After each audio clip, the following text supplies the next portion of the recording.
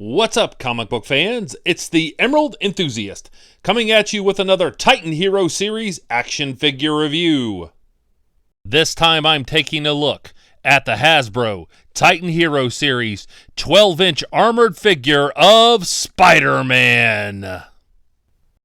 Let's have a look at the packaging. We get some cool artwork of Spider-Man on the front. It says Armored Spider-Man. There's product information on the bottom. Another shot of Spider-Man on the top. More cool artwork of Spider-Man on the side, and on the opposite side we get a diagram of how to use the blast gear accessory. The back of the package features a brief bio of Spider-Man in 5 different languages. If you'd like to read these, pause the video and do so now. The packaging from Hasbro does feature a plastic window through which you can see the figure. And with that being said, now it's time to bust this figure out of the package and see what's inside.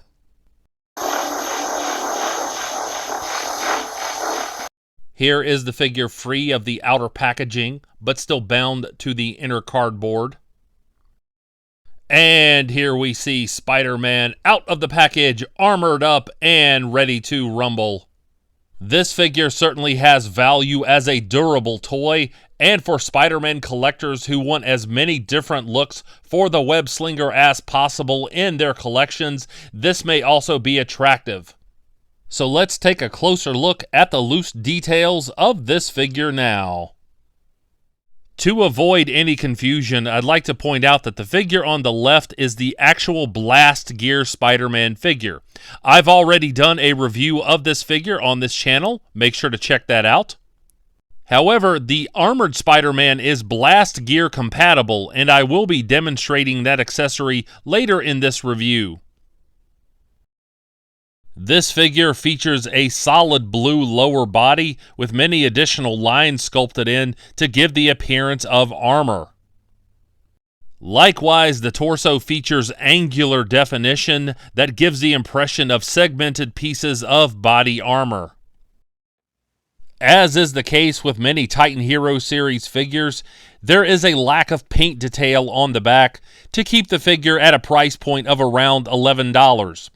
There's also a port in the upper back that collectors may find unsightly. However, this is the area where the Blast Gear accessory fits onto the figure. Although this figure features the classic red and blue color scheme of Spider-Man, including a sculpted black Spider-Man chest symbol, it also features metallic silver paint on the biceps, and this furthers the impression of an armored costume. In terms of articulation, you can get the figure to kick forward this far. He does not step back, although he does a full split, and you can get the legs to rotate outward. There's no articulation in the torso or elbows, but the shoulders do a 360. You can get them to move outward this much and rotate them as well. There's also rotation in each of the wrists. And the figure features one gripping hand and one thwipping hand.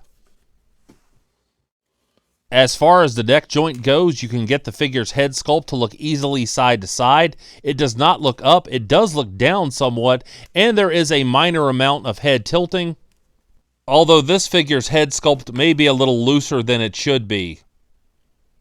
So now I'll take a look at this Blast Gear accessory, and again, this ports into the back like this. And you can pretend that Spider-Man is flying around. That's part of the function of this accessory. And this web projectile fits into the top, and it clicks into place. The figure can also hold the Blast Gear accessory, although it is quite heavy and the figure is prone to falling over. Once you press this button, the webbing shoots out like a projectile. Obviously, do not aim this at your face or the face of anyone else.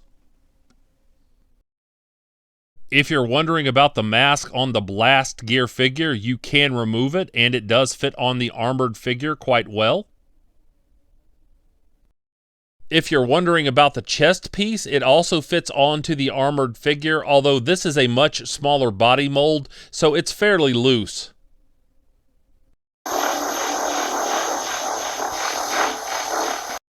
I certainly hope you have enjoyed this review. If so, please like, subscribe, and tell a friend to do the same. Stay tuned for some articulation shots, and make sure to check out my many other Titan Hero series reviews on this channel.